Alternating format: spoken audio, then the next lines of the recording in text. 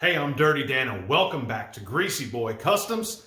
Today on the Tool Talk, we're going to talk about something near and dear to my heart, fluid evacuation. I know, it sounds interesting, doesn't it?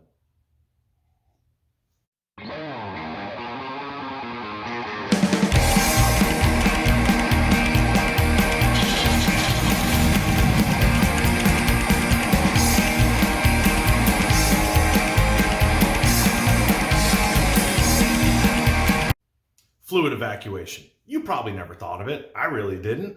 But it is important. If you want to keep a clean, tidy workspace and keep from getting fluids onto your customer's vehicle, like when you're bleeding the brakes, there are other options out there.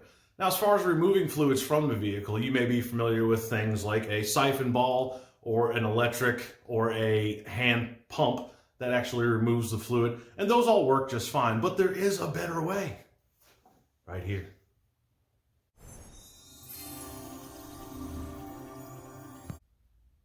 And this bad boy is the MightyVac MV7300 Fluid Evacuator, Mike Victor 7300. This is a pneumatic version that is operated off an air compressor. They do make a hand pump version that is operated with a T-handle. You can get these through different vendors. I purchased mine through my local Cornwall tool dealer, Richard Palmer. Thanks, Richard. This thing is great and has proved to be super useful around the shop in many different applications. So when you purchase this, it comes with the unit you see here, obviously. There is a valve down here on the back side that controls your flow, and this is where you hook up your air line, obviously. At the top here is where you connect your different hoses. It comes with these three size hoses, and they're pretty easy to plug in. You literally just slide them into there like that. That's it, right? Nice and simple. It also comes with another attachment that's proved to be very useful, and that's this one right here. This attachment can be used for bleeding brakes. So you hook this end into the device, like so, and then you hook that end onto your bleeder. Once you have it on and it's pulling a vacuum, you open your bleeder and then open the valve. When you open the valve, this is going to draw fluid from it. So guess what? You can bleed brakes by yourself. No more yelling at one of your kids to pump the pedal or having an incompetent friend who doesn't understand how bleeding brakes works. This has proved to be super handy for that.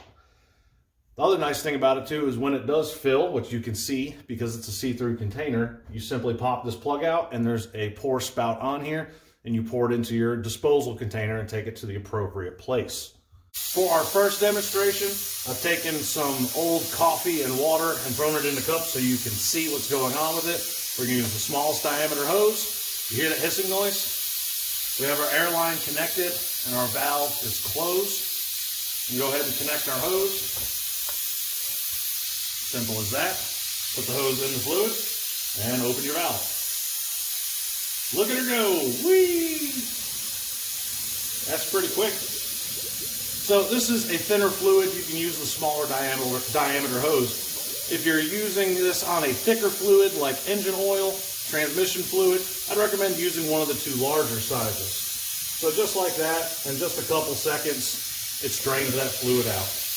Disconnect your air hose, you're good to go. And then when you're done, just take this off and pour it out. All right, we got it hooked up to do brakes. Got our adapter line on there. The air line is in, valve is open. That valve is open as well. And we're just going to crack the bleeder. You can see the fluid coming through the line. There you go. Just keep doing this till you get all the air out of your system. Now you don't need any help. Well, that's going to wrap up this tool talk with my new best friend here. Again, there's a wide variety of uses for this. You may even find some uses that I haven't thought of.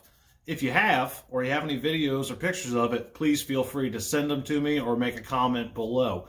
If you have any questions about this unit that I can help you with, please feel free to email me at greasyboycustoms@gmail.com or hit me up right here on YouTube. Till next time, happy hot rodding.